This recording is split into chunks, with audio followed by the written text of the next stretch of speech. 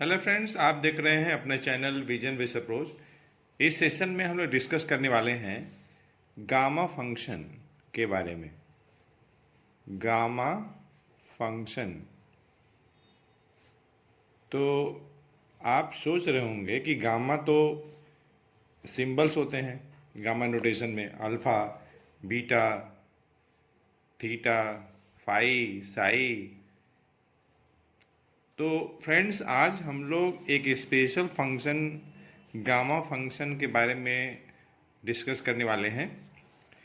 Gamma function specially gamma n इस symbol से denote किया जाता है, जिसे हम लोग डेफिनेट इंटीग्रल के द्वारा रिप्रेजेंट करते हैं। 0 टू इनफाइनाइट e का पावर माइनस x का पावर n माइनस 1 dx, जहाँ पर n की जो वैल्यू होगी ग्रेटर दैन 0 होगी। गामा एन गामा फंक्शन का नोटेशन है और ये इसका मीनिंग है in terms of definite integral. हम लोग आज डिस्कस करने वाले हैं टू प्रूव दैट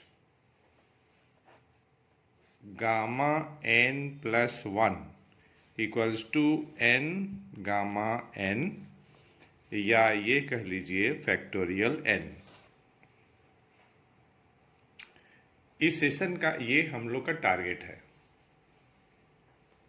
तो देखिए, since gamma n equals to 0 to infinite e to the power minus x raise power n minus 1 dx होता है। और ये जो गामा फंक्शन है स्पेशली बीएससी लेवल या फिर बीटेक स्टूडेंट्स के लिए या फिर बीई स्टूडेंट के लिए हेल्पफुल है। ठीक है, किसी किसी यूनिवर्सिटीज़ में, इंस्टीट्यूशन में, अलग अलग सेमेस्टर्स में ये सिलेबस में इंक्लूडेड रहते हैं। तो देखिए, gamma n 0 to infinite e का power minus x raise power n minus 1। हम क्या करने वाले हैं कि n को रिप्लेस करने वाले हैं n प्लस 1 से। तो हम लोग को मिलेगा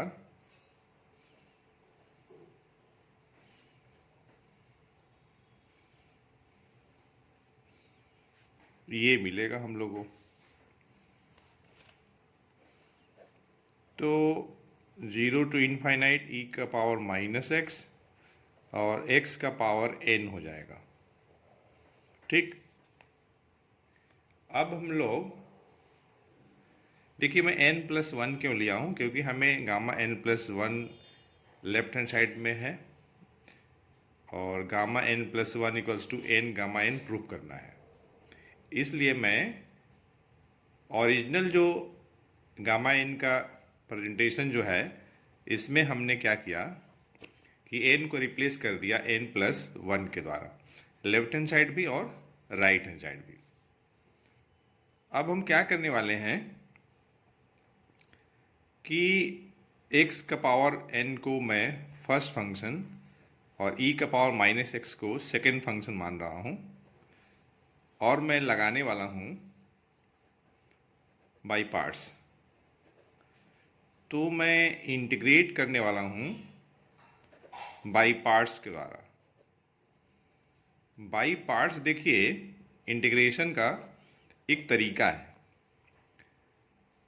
और ये तब लगता है जब आपके पास दो फंक्शन है। मान लीजिए एक फंक्शन u है, दूसरा फंक्शन v है, और ये प्रोडक्ट के फॉर्म में है और आपको इंटीग्रेट करना है। तो हम मान लेते हैं कि v हमारे पास जो है सेकंड फंक्शन है और u हमारे पास फर्स्ट फंक्शन है। तो v अनचेंज होता है और सेकंड फंक्शन अनचेंज, और फिर हम क्या करते हैं कि u का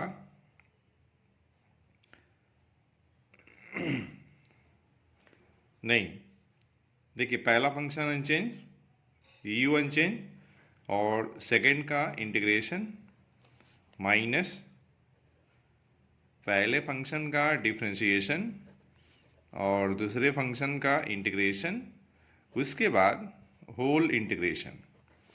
ये है आपका इंटीग्रेशन बाय पार्ट्स।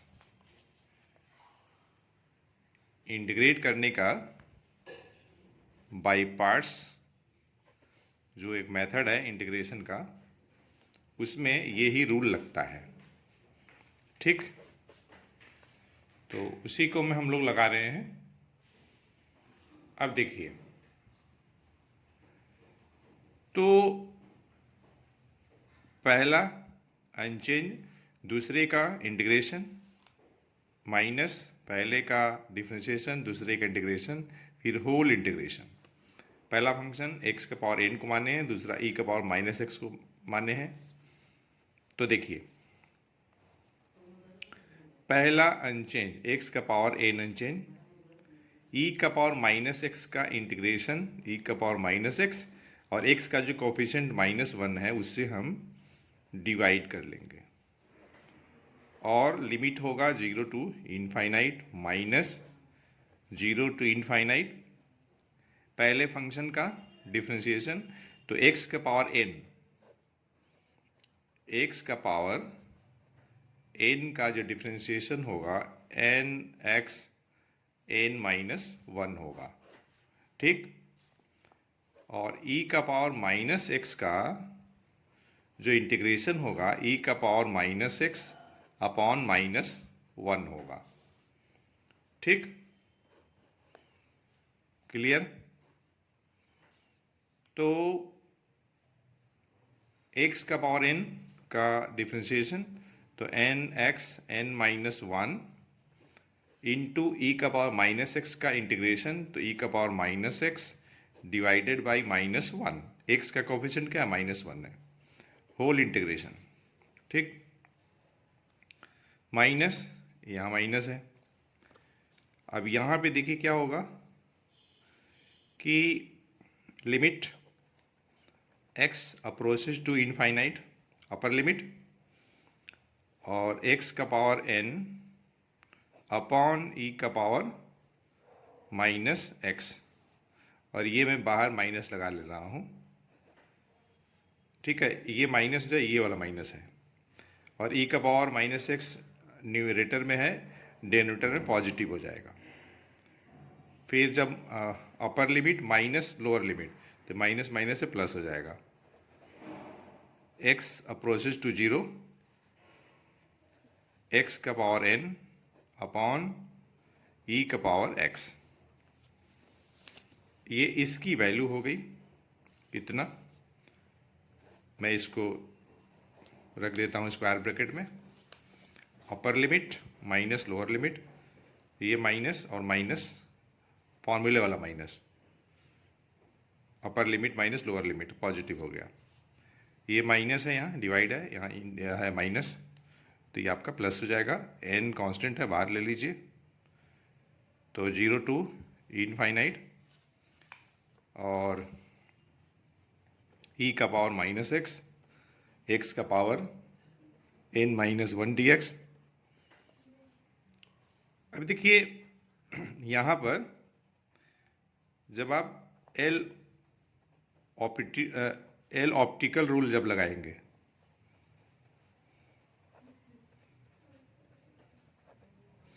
देखिए एल हॉस्पिटल पढ़ा जाता है, लिखा जाता है, लेकिन पढ़ते समय एच का प्रोनाउंसिएशन नहीं होता है, एल ऑप्टिकल रूल। तो यहाँ पे एस भी साइलेंट रहता है। तो ये तब लगता है जब लिमिट हमारे पास इनफाइनाइट बाई इनफाइनाइट हो, 0 बाई 0 हो, इस टाइप का हो। तो x अप्रोचेस टू जब इनफाइनाइट रखेंगे तो ये इनफाइनाइट बाई इनफाइनाइट हो जाएगा। तो एल हॉस्पिटल रूल लगाने के लिए हम करते क्या है कि न्यूमरेटर और डिनोमिनेटर को डिफ्रेंशिएट करते हैं और x की लिमिट रखते हैं। तब तक ऐसा करते हैं जब तक कि हमें कोई फाइनाइट वैल्यू न मिल जाए। तो चूंकि x का पावर n है, यहाँ e का पावर x है, तो हम लोग न्यूमरेटर को और डिनोमिनेटर को n टाइम्स डिफ्रेंशिएट करेंगे। तो n टाइम्स डिफ्रेंशिएट करने पे न्यूमरेटर में हमें फैक्टोरियल n मिल जाएगा और डिनोमिनेटर में e का पावर x ही रहेगा, तो न्यूमरेटर फ्री फ्रॉम x हो जाएगा। e का पावर x की वैल्यू इनफाइनाइट हो जाएगी, जब x अप्रोचेस टू इनफाइनाइट होगा तो इसकी वैल्यू ओवरऑल 0 हो जाएगी। यहां जब आप रखेंगे तो ये आपका क्या हो जाएगा, 0/1, तो 0 हो जाएगा। तो ये पूरी जो स्क्वायर ब्रैकेट में जो क्वांटिटी है उसकी वैल्यू 0 हो जाएगी। तो हमें इस तरीके से गामा n प्लस 1 क्या मिला, n into 0 to infinite e का power -x raise power n-1 dx। और ये कुछ और नहीं है, ये तो गामा n ही है। तो हमें मिल गया n गामा n मिल गया। अब देखिए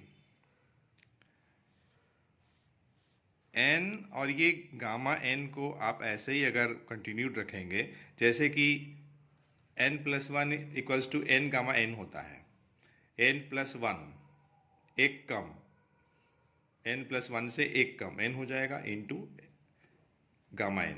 उसी टाइप से गामा n को फिर आप लिखेंगे तो n-1 इंटू गामा n। तो इसी टाइप से अगर आप कंटिन्यूड रखेंगे तो आपको मिल जाएगा n into n-1, n-2, n-3, ये ऐसे कंटिन्यूड होगा और 3 इंटू 2 इंटू 1 मिल जाएगा। और ये कुछ और नहीं है, ये तो आपका फैक्टोरियल n ही तो है। तो इस तरीके से gamma n plus 1, gamma n plus 1 की जो वैल्यू होगी वह फैक्टोरियल n होगी या तो फिर n गामा n होगी। हम लोगों ने इस सेशन में इस रिजल्ट को प्रूव किया। हमें उम्मीद है यह सेशन आपके लिए यूजफुल हुआ होगा। तो अगर ऐसा है तो आपकी तरफ से एक लाइक बनता है और इस वीडियो लेक्चर को अधिक से अधिक लोगों को शेयर करें। तो फ्रेंड्स, हम लोग मिलते हैं नेक्स्ट सेशन में एक अच्छे कंसेप्ट के साथ। Thanks for watching.